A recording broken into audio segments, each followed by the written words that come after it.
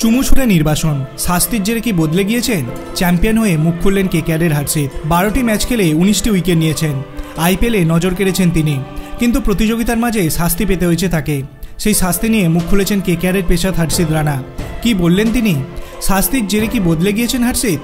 Sunrisers হায়দ্রাবাদের batter Mayank আগরওয়ালকে out করে তার উদ্দেশ্যে চুমু ছুঁড়েছিলেন হর্ষিত। তারপরেই তাকে শাস্তি পেতে হয়। এক ম্যাচ নির্বাসিত করা হয় তাকে।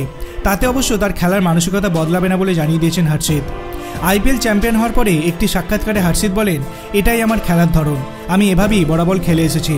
মাঠের বাইরে অনেক মজা করি, কিন্তু খেলতে নামার পর আমি কাউকে 1 ইঞ্চিও জায়গা দিই না। আমি তো আমার মাঠে বন্ধুত্ব করতে আসিনি। প্রথম ওভারে 16 রান দিয়েছিলাম, ছক্কা খেলে তো আর হাসবো না, আত্মসম্মানে ধাক্কা লাগে। পরের ওভারে উইকেট নিয়ে তাই উল্লাস করেছিলাম, সেই কারণেই শাস্তি পেয়েছি। কিন্তু আমার ধরন বদলাবে না, এর পরেও করব। আইপিএল চ্যাম্পিয়ন হওয়ার পর মাঠে শাহরুখকে দেখা যায় হর্ষিতের সঙ্গে চুমু ছুঁড়ে উল্লাস করছেন। পরে ট্রফি জিতে গোটা দলকে ওই কায়দায় উল্লাস করে। নির্বাচিত হওয়ার পরে শাহরুখ তার সঙ্গে কথা বলেছিলেন বলে জানিয়েছিলেন হর্ষিত।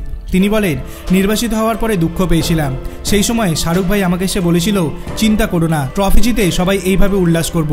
শাহরুখ ভাই নিজের কথা রেখেছে। আপনার কি মনে হয়, শাহরুখ খান কি দলের সঙ্গে অনেক বেশি ঘনিষ্ঠ, যে কারণের জন্যই কলকাতা দলের সমস্ত প্লেয়ার এত খোলা মনে খেলতে পারে?